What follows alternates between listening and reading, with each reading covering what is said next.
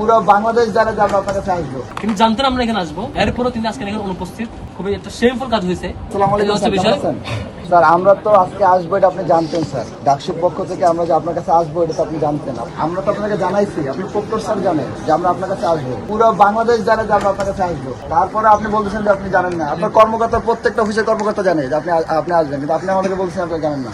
Sir register ভবনের সমস্যা, এটা কি মানে রাস্তা দ্বারা কথা বলে চলে যাবে নাকি আপনার কাছে আসবে? রেজিস্টার ভবনের সমস্যা হলে কার কাছে আসবে?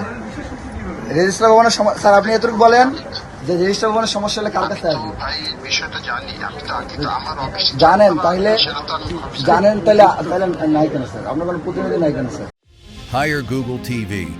Smart living powered by Homey AI.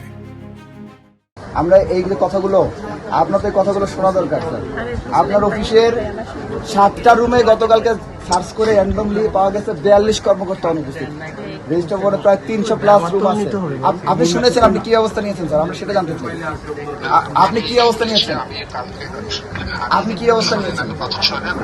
আমি বেশ সকালবেলা আমি যে রিপোর্ট, একটা বড় রিপোর্ট হয়েছে, ছবি সহ বিভিন্ন রুমের ছবি সহ রিপোর্ট হয়েছে, সেগুলো আমরা দেখেছি। এবং আজ সকাল 9:30টার সময় আমি রেজিস্টার দপ্তরের স্যার এটা গতকালকে দুপুরের আগের খবর। 24 ঘন্টা হয়েছে, কোনো ব্যবস্থা গ্রহণ করেন নাই। আমরা আপনার জন্য অপেক্ষা করতেছি, আপনি আসেন। আপনি জেনে বুঝে আসেন নাই, তারপর আমরা আপনার জন্য অপেক্ষা করতেছি। আপনি আসেন ভাই, আপনার জন্য অপেক্ষা করতেছি। সম্মানিত বন্ধুগণ, আমরা এখন আশাবাদী উনি আসবেন এমনটা আশা করছি।